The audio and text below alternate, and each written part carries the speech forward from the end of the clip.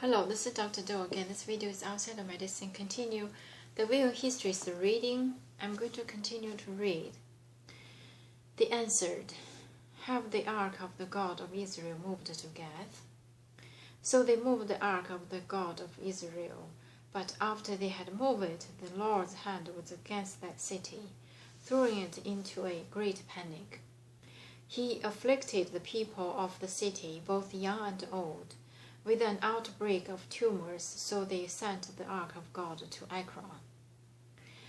As the ark of God has entered Ekron, the people of Ekron cried out, "They have brought the ark of the God of Israel around to us to kill us and our people." So they called together all the rulers of the Philistines and said, "Send the ark of the God of Israel away. Let it go back to its own place, or it will kill us and our people, for death and filled the city with panic." God's hand was very heavy upon it. Those who did not die were afflicted with tumors, and the outcry of the city went up to heaven. The ark returned to Israel. Chapter 6. When the ark of the Lord had been in Philistine territory 7 months, the Philistines called for the priests and the diviners and said, "What shall we do with the ark of the Lord? Tell us how we should send it back to its place."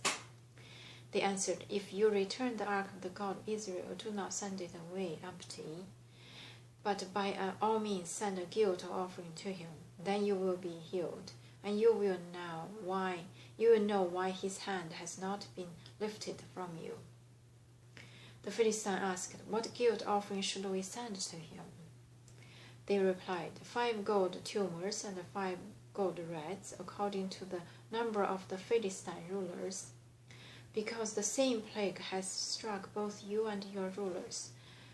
Make models of the tumors and of the rats that are destroying the country, and pay honor to Israel's God.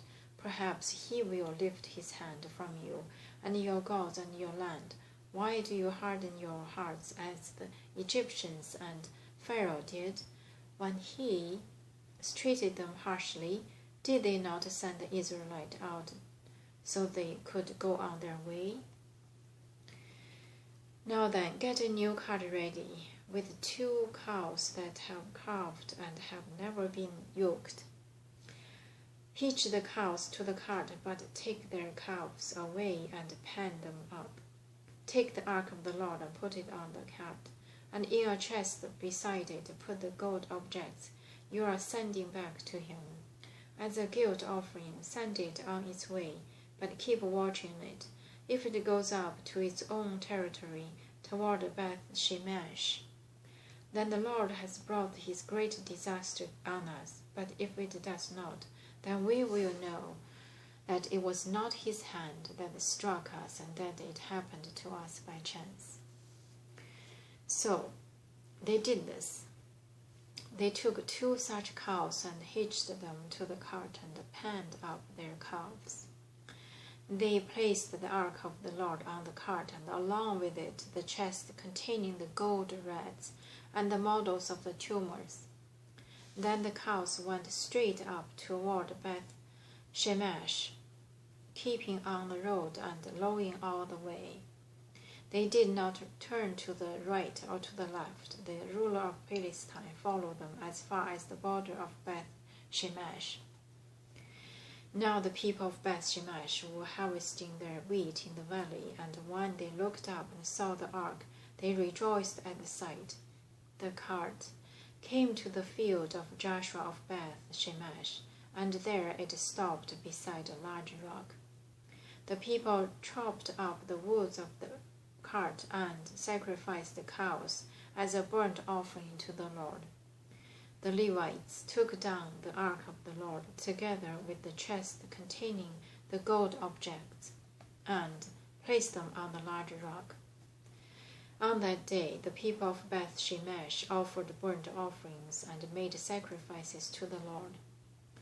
The 5 rulers of Philistine saw all this and then returned the same day to Ekron. These are the gold tumors that Philistine sent as a guilt offering to the Lord, one each for Ashdod, Gaza, Ashkelon, Gath, and Ekron. And the number of the gold rats was according to the number of Philistine towns belonging to the 5 rulers. The fortified towns with their country village, the large rock on which they set the ark of the Lord, is a witness to this day in the field of Joshua of Beth-Shemesh. But God struck down some of the men of Beth-Shemesh, putting 70 of them to death because they had looked into the ark of the Lord. The people mourned because of the heavy blow of Lord had dealt them, and the men of Beth-Shemesh asked, "Who can stand in the presence of the Lord, this holy God? To whom will the ark go up from here?"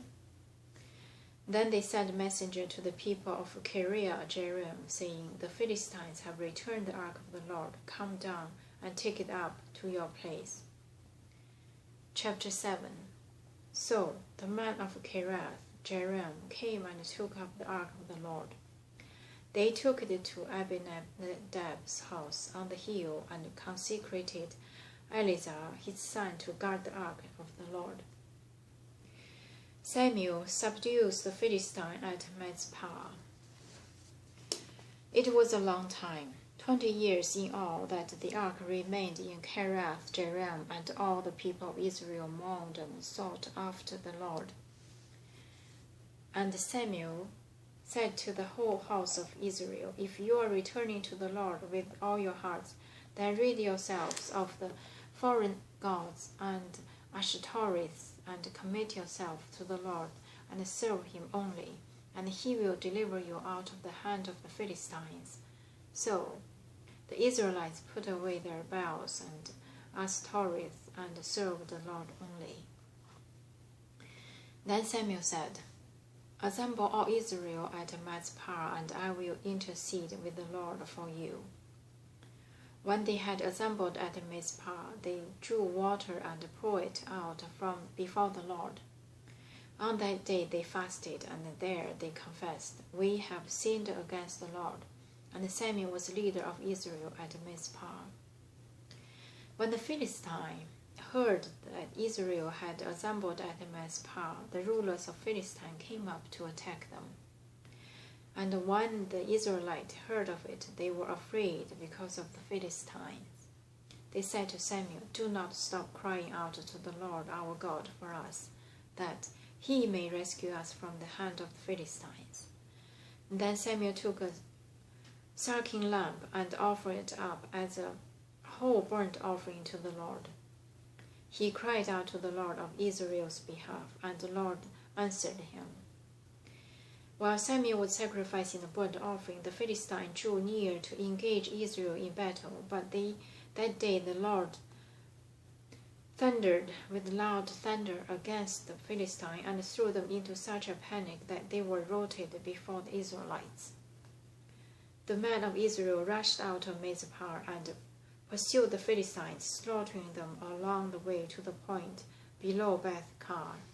I'm going to stop here today and continue next time. Thank you for watching.